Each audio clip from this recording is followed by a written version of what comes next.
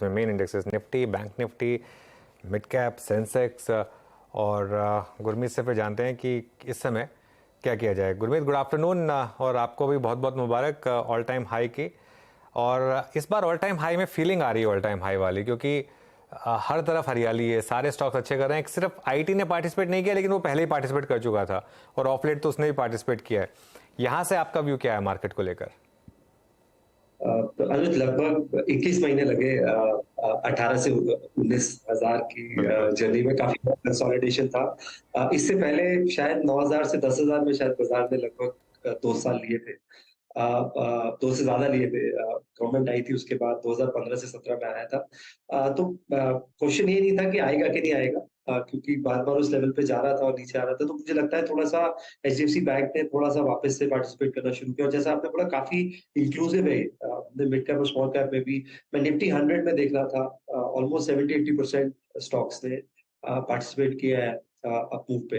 और बाजार बहुत क्लियर है। अगर आप डायरेक्शन देखें, जहां भी उसको लग रहा है कि अर्निंग्स अच्छा आएगा या है, वहां पे थोड़ा सा वैल्यूएशंस भी हायर साइड पे ले रहा है और तेजी है। और जहां पे जैसे आईटी को लेके इन्फोसिस ने थोड़ा मार्केट को कंफ्यूज कर दिया कि ये पूरे सेक्टर का प्रॉब्लम है कि इन्फोसिस स्पेसिफिक है। तो मुझे लगता है कि जुलाई सेकेंड हाफ में थोड़ा और क्लैरिटी आएगी आईटी पे। हो सकता है 1 क्वार्टर 2 क्वार्टर का पे और हो। जो मेरा डिस्कशन हुआ है, वो जितना प्राइस में मंदी है उतना हालात इतने खराब नहीं है। जो जो मुझे फर्स्ट कट फीलर मिला है, स्लो डाउन है, थोड़ा डिसीजन मेकिंग भी स्लो है, बट ऐसा नहीं है कि बहुत ज्यादा डील कैंसिलेशन हो रहे हैं। तो मुझे लगता है कि जहाँ पे अर्निंग्स है वहीं पे आप एंकर रहिए। बाजार में अभी भी बहुत अच्छी अच्छी अपॉर्चुनिटीज हैं। मुझे लगता है banks will continue to do well. मैं एचडीएफसी बैंक के कुछ आंकड़े देख रहा था मर्जर के बाद। इनफैक्ट पिछले 10 साल में 6% मार्केट शेयर गेन किया है एचडीएफसी बैंक। कमर्शियल बैंक का में बैंकिंग में 100 बिप्स मार्केट शेयर गेन है। और एक कंबाइंड जब बुक आ जाएगी, तो लोग बार बार कंसर्न हो रहे थे कि रिटर्न रेशियो कंप्रेस होता है, लेकिन मॉर्गेज बुक का ना कॉस्ट टू इनकम रेशियो बहुत कम होता है। तो उससे ऑपरेटिंग लेवरेज बहुत अच्छा प्ले आउट होता है। तो अगले 2 साल में आपको बहुत अच्छा ऑपरेटिंग लेवरेज प्ले आउट करने को मिलेगा। और कंबाइंड एंटिटी 14-15 के अर्निंग मल्टीपल पे है, तो जो कि एक स्टैंडर्ड डिविएशन नीचे है।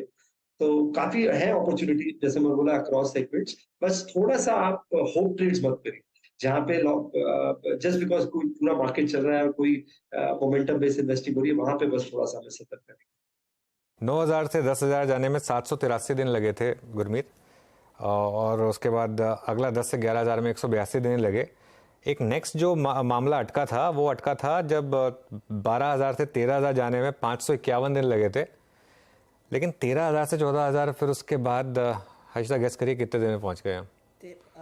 37 दिन में। शॉर्टेज था ना? हाँ, 37 दिन में। उसका 14,000 से 15,000 36, मतलब 37 आपको लगा कि शॉर्टेज था, तो 15,000 ने कहा चलिए मैं और भी शॉर्ट कर देता हूँ। और उसके बाद 16,000 से 17,000 सबसे शॉर्ट था। 28 दिन में हम 16,000 से 17,000 पर पहुंच गए थे। तो 19,000 से 20,000 क्या पॉसिबल है हम जुलाई में ही लगा दें गुरमीत, जिस तरीके का मोमेंटम है?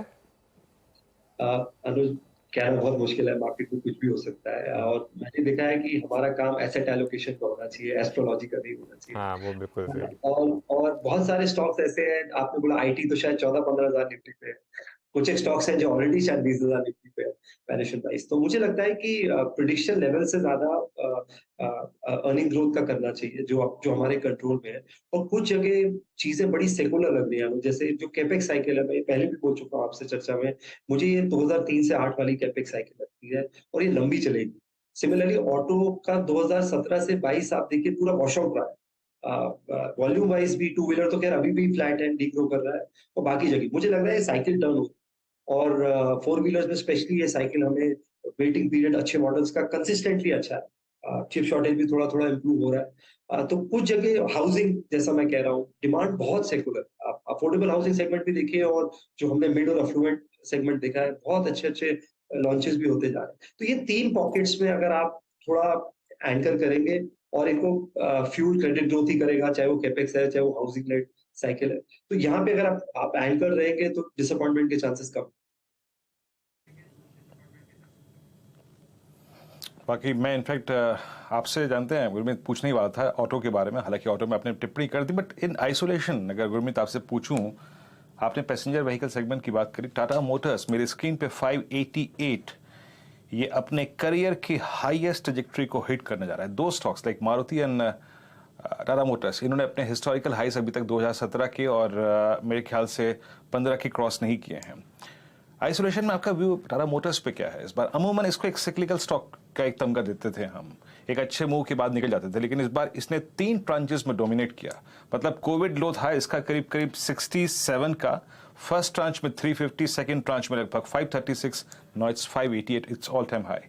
आपका व्यू क्या है इस पर टाटा मोटर्स पे Gurmeet? One of the best turn around stories है वेदा जी। आप देखिए जीएलआर के नंबर्स में भी आप देखिए उनका फोकस रेंज रोवर पे रहा है। उन्होंने प्रोडक्ट मिक्स बहुत अच्छे से चेंज किया। अभी भी आप अगर डिफेंडर और जो उनके मेन मॉडल्स का बुकिंग देखेंगे ऑल टाइम हाई है। डेट रिडक्शन हुआ है, पहली बार फ्री कैश फ्लो जनरेशन की बात कर रहे हैं टाटा मोटर्स को। हमने बहुत सालों बाद ये सुना है कि वो फ्री कैश फ्लो जनरेशन की बात कर रहे हैं 2024 में। उसके अलावा मुझे लगता है उनके जो इंडियन सेगमेंट भी धीरे धीरे डोमिनेट कर रही है। बैक टू बैक अच्छे लॉन्चेस हुए हैं। ईवी में डोमिनेट कर रहे हैं, 80-85% शेयर है उनका अभी भी। तो अर्ली मूवर्स है वहां पे। थोड़ा मुझे लगता है वैल्यूएशंस इस वहां पे थोड़ा सा हम ओन करते हैं टाटा मोटर्स में, डिस्क्लेमर देना चाहूंगा, and we have been lucky to participate in this upside.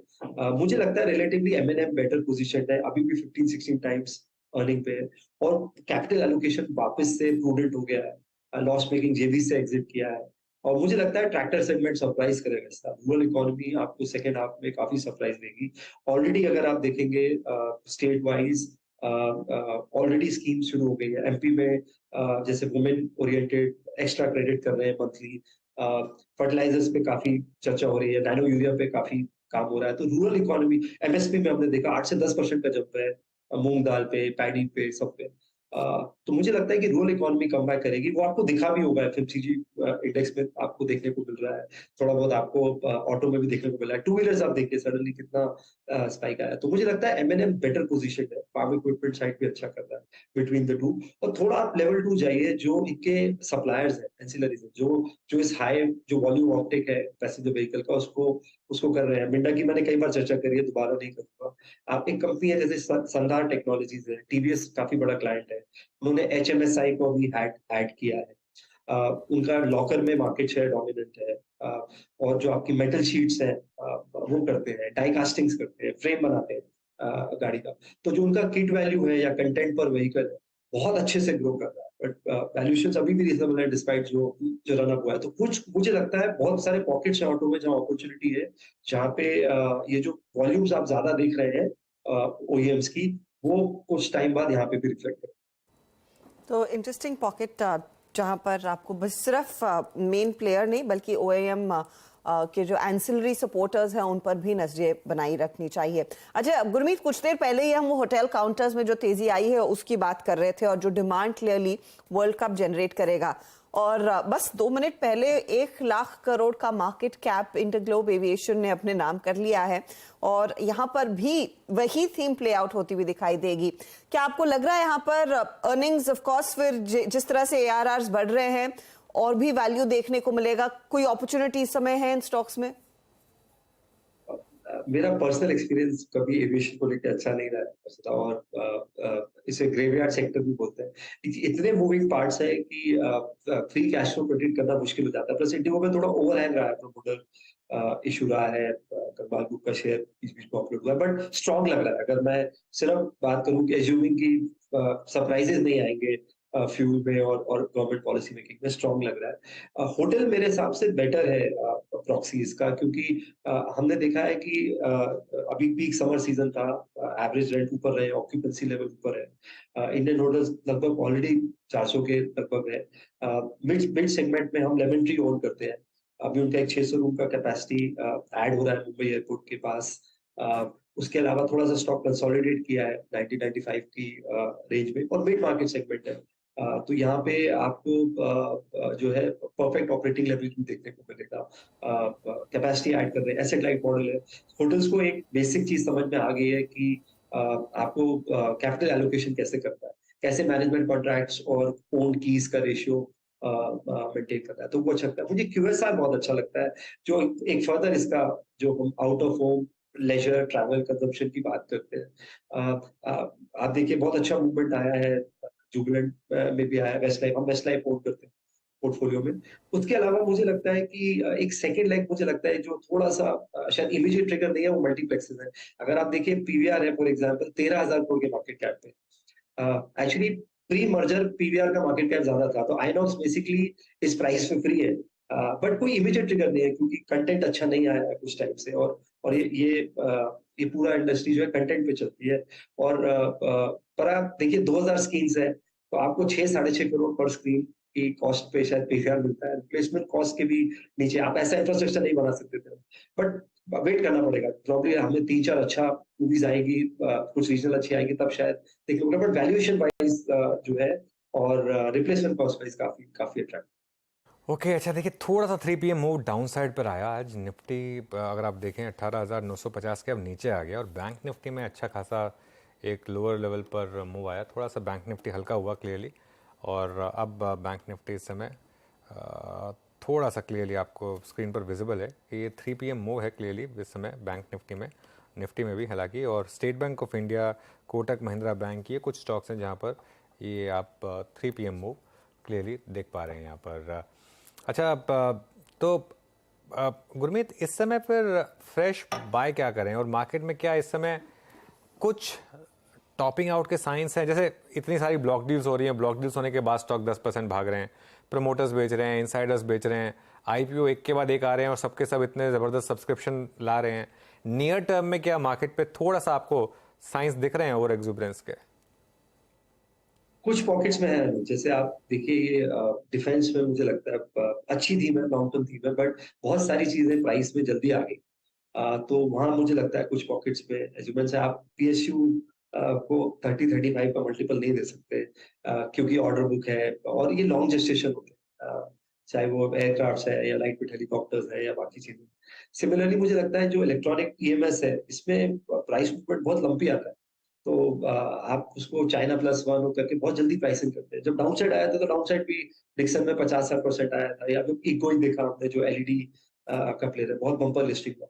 वहां पे मुझे लगता है कुछ पॉकेट्स में एक्सुबरेंस हमें थोड़ा सा लगता है।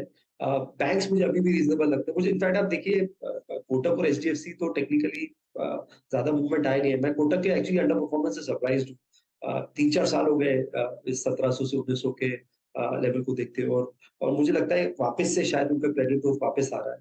थोड़ा सा वो प्रूडेंट हो गए थे और कंजर्वेटिव हो गए थे कोविड पीरियड में, and now they are getting things back.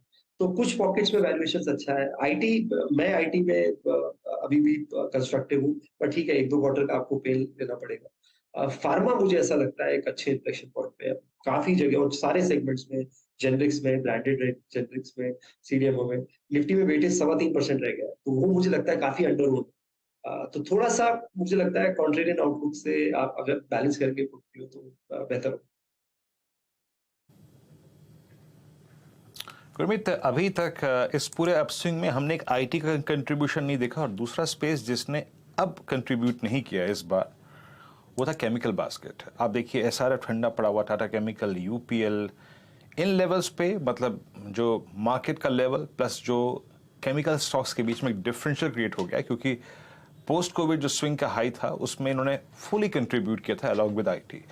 इस बार आप केमिकल्स में कुछ पिक कर रहे हैं लोअर लेवल्स पे?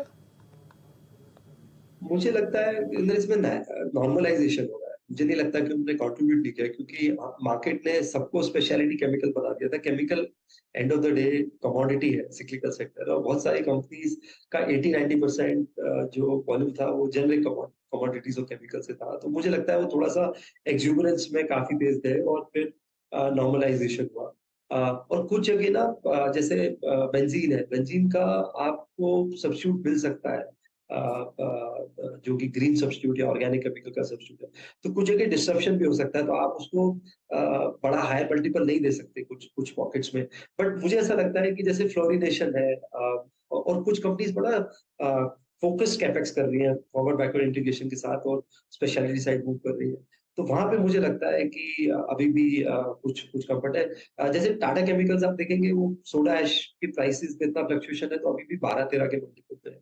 तो थोड़ा सा वैल्यूएशन कंफर्ट है वहां पे, और आगे काफी इनके इंटरेस्टिंग प्लान्स है स्पेशलिटी को लेके, ईवी रिलेटेड, और की रॉ मटेरियल है सोडा ऐश ग्लास का, जो कि प्रॉक्सी प्ले है हाउसिंग और इंफ्रा का।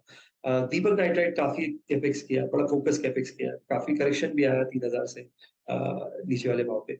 पीआई एक ऐसा स्टॉक है जिसने मुझे लगता है कि डिस्पाइट वैल्यूएशंस क्या है, क्योंकि उनका इनोवेशन रेट बहुत अच्छा है। तो कुछ पॉकेट्स हैं जो अच्छे हैं, तो हम फ्लोरिनेशन में जैसे एसआरएफ है या नवीन फ्लोरिन है, ये हमारे इन्वेस्टमेंट बकेट में है। दीपक है, पीआई है और टाटा केमिकल है। तो ये हमारा बास्केट है। मुझे लग रहा था कि जो एक्सुबरेंस है वो उसका थोड़ा नॉर्मलाइजेशन हुआ है। मैं ये नहीं बोलूंगा कि उन्होंने कंट्रीब्यूट नहीं किया। केमिकल्स की बात करें, मुझे फार्मा पर आपकी राय चाहिए, क्योंकि ये मार्केट हाइज की माहौल में फार्मा कंपनियां चलना बहुत बड़ी रैरिटी है। नॉर्मली हाई बीटा काउंटर्स ही लीड करते हैं उस मूव को, लेकिन अब की बारी हमने देखा है औरो फार्मा, टोरेंट, लुपिन, इन सारे स्टॉक्स ने अच्छा खासा पार्टिसिपेशन दिखाया है। अब यहाँ पर अलग क्या हो रहा है गुरमीत, और फिर किस तरह के ट्रेड्स पर फोकस किया जाए? आप देखिए, दो चीजें हुई। अब पिछले 4 साल में हमने बस ये सुना कि यूएस से पहले 2014-15 में सबको यूएस में एंटर करना था। पिछले 2-3 साल से सबको अब यूएस से एग्जिट करना है क्योंकि प्राइसिंग प्रेशर आया। तो कुछ नई वहाँ पे कैपेसिटी तो आई नहीं है, इन अ वेरी सिंपल लैंग्वेज। तो थोड़ा सा जेनरिक्स में हमें देखने को मिल रहा है क्योंकि प्राइसिंग स्टेबल हो गई। तो जेनरिक्स में थोड़ा प्राइस मूवमेंट हमें देखने को मिला है। ब्रांडेड जेनरिक्स जो है थोड़ा एफएमसीजी जैसा है, वो हमेशा थोड़ा सा वैल्यूएशन मल्टीपल कमांड करता है क्योंकि वो डॉक्टर प्रिस्क्रिप्शन लेड है। हमने देखा मैनकाइंड की भी लिस्टिंग बहुत अच्छी हुई despite the the news around IT. अच्छा कर रहा है, 99% डोमेस्टिक कंजम्पशन है और कंज्यूमर हेल्थ में भी अच्छा करता है। तीसरा हमने एक्शन वापस से देखा कुछ सीडीएमओ नेम्स में जहाँ पे एक्सपोर्ट डेटा बहुत अच्छा है। तो हमने देखा न्यूलैंड, सिंजीन ने काफी स्ट्रॉन्ग कमबैक किया। एक्सपोर्ट बुक अच्छा है, नए मॉलिक्यूल्स का स्टेटस अच्छा दिया, ये तक बताया कि कितने मॉलिक्यूल्स फेज 3 में है, फेज 4 में है। थोड़ा ट्रांसपेरेंसी और दिखाई, क्योंकि बाजार को पसंद है, क्योंकि ये सबको समझ में नहीं आता है, बड़ा टेक्निकल सेक्टर है। हॉस्पिटल्स मुझे लगता है एक सेगमेंट है जो कैपिटल, जो कैपेक्स सेगमेंट होता है फार्मा में, वो भी हमें। तो मुझे लगता है चारों जगह अगर आपका सिलेक्शन अच्छा है, बस आपको उन कंपनी से बच के रहना है जहाँ थोड़ा गवर्नेंस इशू है। यूएस एफडीए का उनका ट्रैक रिकॉर्ड अच्छा नहीं है। खाली वैल्यूएशन पे मत जाए, कंप्लायंस ट्रैक रिकॉर्ड मेरे हिसाब से बहुत बहुत गुरमीत, शुक्रिया जुड़ने के लिए आज हमारे साथ, और once again new all time highs की बहुत बहुत बधाई आपको भी। काफी चलिए फिर